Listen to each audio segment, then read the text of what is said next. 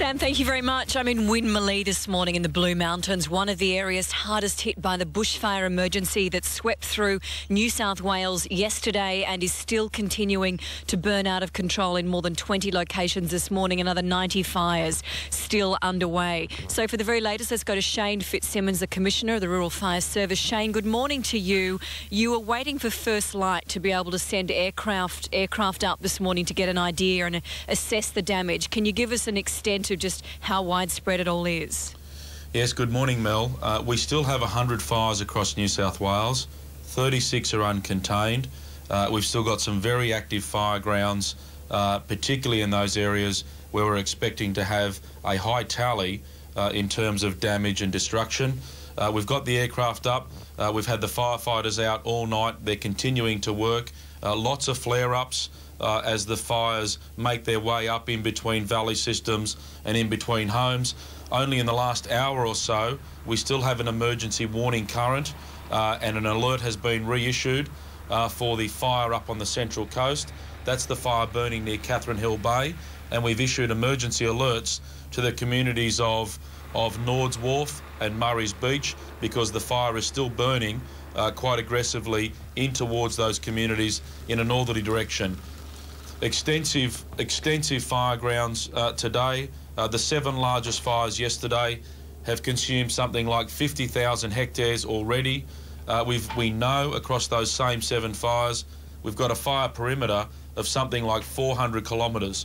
So we're talking about a significant amount of fire still burning, still requiring the attention of firefighters, and of course, Mel, as you're witnessing up there, we've got a damage toll that is still the subject of detailed assessment, and our impact assessment teams will be going right across those fire grounds today, fireground to fireground, street to street, home to home, starting to get an appreciation and a confirmation of exactly what has been lost and where it's been lost. Okay, so Shane, it's a little bit early for me to ask you if you've got any estimate on the number of houses that may have gone. Mel, I'm still sticking with today as the day rolls on. I suspect we'll be talking home losses in the hundreds.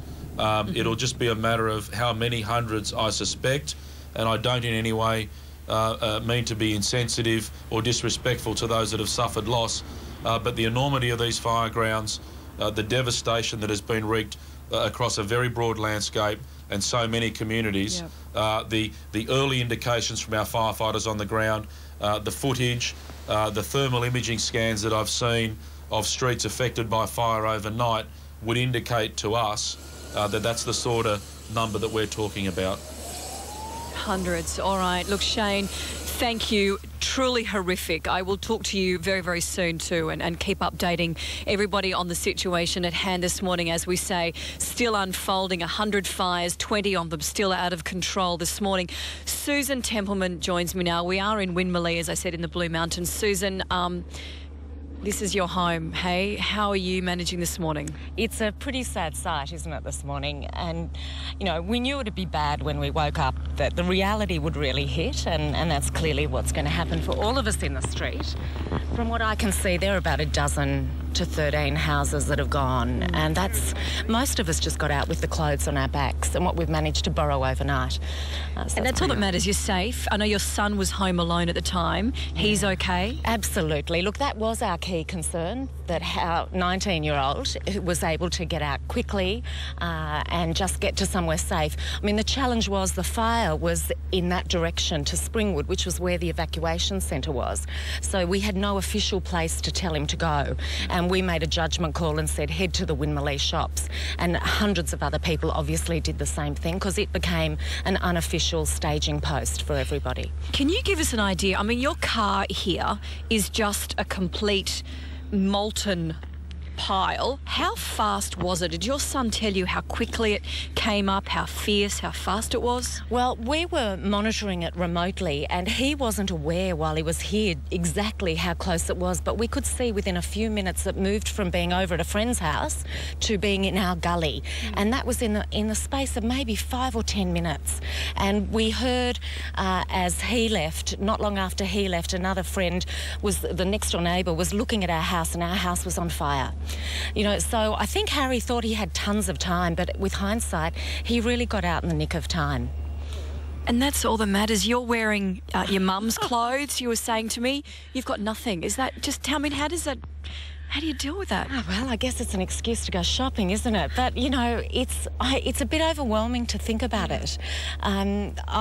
Once this morning, you know, we've really taken in the horror this morning. I think it'll be a matter of sitting down, making lists, calling insurers. Yeah. It's a bit overwhelming, and I think for a lot of people there's going to be so many tears today. That will be the hard bit.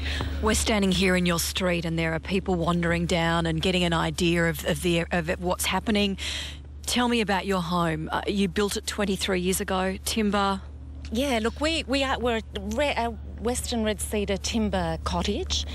We had a fire system built in, but because Harry left so fast, there was no time for anyone to get that operational. Mm-hmm. And looking at what's happened, I don't think it would have made any difference. We've raised our 2 kids in this house. This is the only home they've known. You know you've been in your home a long time when you go through not just your first dog but your second dog, because they age and leave you.